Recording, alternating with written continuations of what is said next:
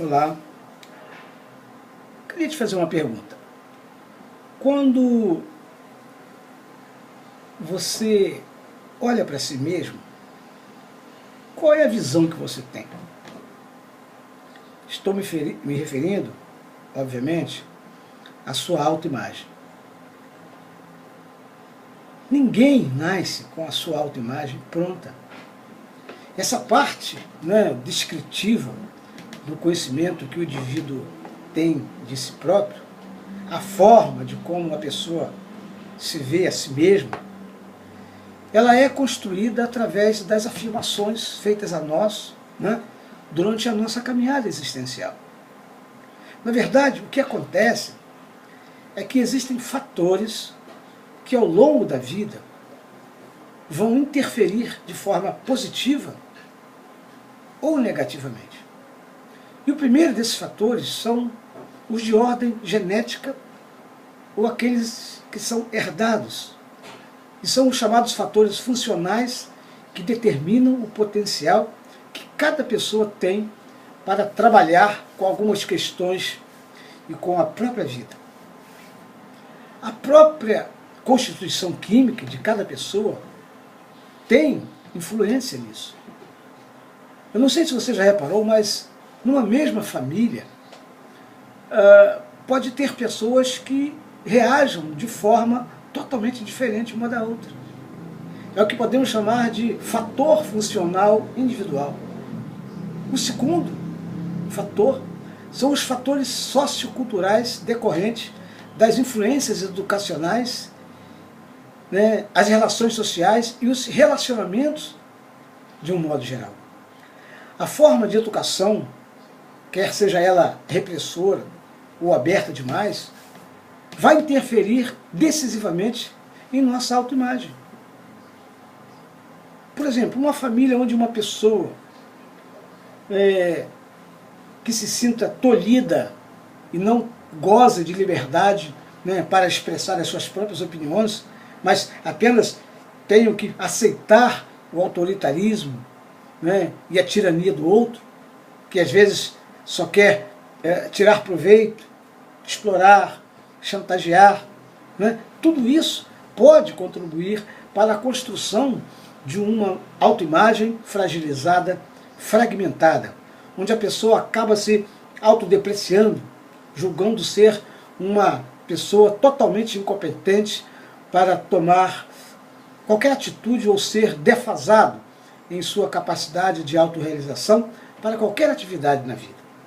O terceiro fator são os fatores psicológicos que estão relacionados à maneira de como somos e de como somos tratados, especialmente pelos nossos vínculos parentais primitivos, que são os nossos pais. Há em algumas famílias a tendência de alguns pais em enfatizar somente o negativo e não valorizar o positivo dos seus filhos. Às vezes fazendo afirmações negativas, através de palavras que desestimulam, desencorajam e depreciam a criança. Portanto, as afirmações negativas feitas às pessoas podem promover desânimo emocional que poderão provocar feridas profundas que sangram por um bom tempo e que podem deixar marcas significativas por toda uma vida. Um outro fator muito nocivo para a formação da autoimagem da criança está no comportamento dos pais, que algumas vezes não apresentam uma história existencial ilibada e responsável que aponte aos seus filhos um caminho bom, um caminho que expressa honestidade e bom caráter, um espírito que seja comprometido com a justiça social e o amor ao próximo. E o problema disso tudo é que, dependendo do que os filhos veem e ouçam durante a sua relação com os seus pais, eles serão induzidos, então, a reencenar na sua futura relação parental e colônia familiares os mesmos scripts de seus pais e poderão repetir esses mesmos modelos também com os seus filhos. E todo esse pacote, né, não são atitudes conscientes, nem deles e nem dos pais. Por isso, não é hora de atribuirmos aqui culpa nem aos pais, nem aos filhos, porque muitas vezes o que foi feito foi o melhor possível. Agora, o que temos e devemos fazer é tomar consciência do fato, né, e buscar novos rumos internos, né, e elaborar as questões para que tenhamos uma melhor saúde ocupacional, emocional. Perdão. E, gente, quantas vezes, né, você precisa ficar de olho aberto para isso e refletir bem nisso que eu vou dizer. Quantas vezes numa rotina da casa, só porque uma criança tirou uma nota baixa na escola, ou talvez tenha quebrado uma peça de louça ao lavá-la, ou queimar uma roupa, né? E o pai faz aquele discurso duro de recriminações, dizendo inclusive palavras pesadas, como por exemplo, olha menino, você é um desastrado, você não tem jeito mesmo, seu burro, você não vai dar para nada, derramou café na minha toalha novinha. Ao passo que como visitante, laconicamente você diria, não se preocupe senhor, eu tenho outras toalhas, e recoloco. Isso, gente, são as máscaras que muitas vezes usamos com as pessoas estranhas e que no trato com os nossos mais íntimos retiramos e de cara limpa despejamos sobre eles palavras pontiagudas que provocam feridas profundas nas suas almas. E o nocivo disso tudo é que a sucessão de expressões e atitudes como essas vão passando para a mente infantil a mensagem de que ela realmente é portadora de todas essas deficiências e assim, essa criança ela vai internalizando todas essas afirmações, fazendo-a com isso ir aos poucos, fazendo revelar uma péssima fotografia de si mesmo, que ao passar do tempo só vai prejudicando e fazendo esta criança perder qualidade na sua autoestima.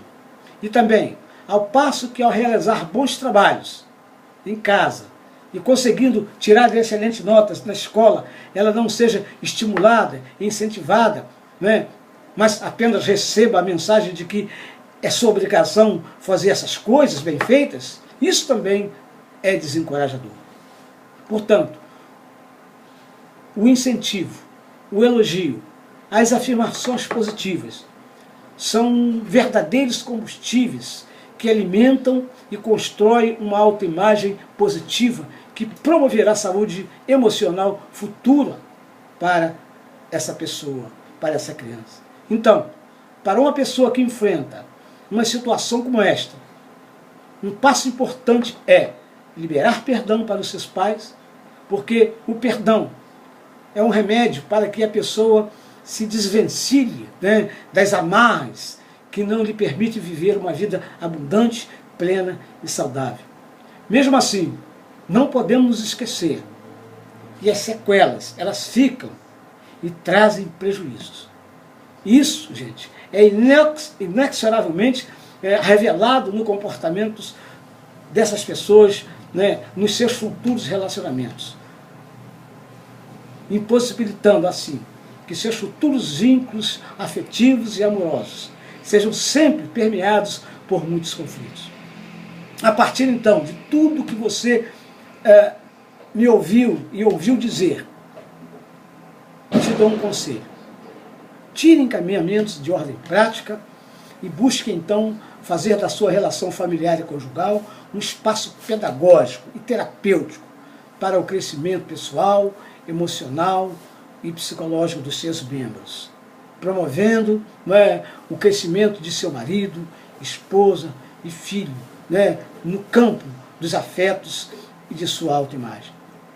Devendo sempre, que oportuno e em tempos adequados, fazer afirmações positivas, tecendo elogios, validando os sentimentos, reconhecendo o valor do outro como pessoa que é, e a todo tempo fazendo reafirmações de amor através de palavras doces, palavras amáveis e sempre temperadas com brandura, tolerância, respeito, carinho, amabilidade e, acima de tudo, ostentando comportamentos e atitudes sempre carregadas de ternura e de muito amor.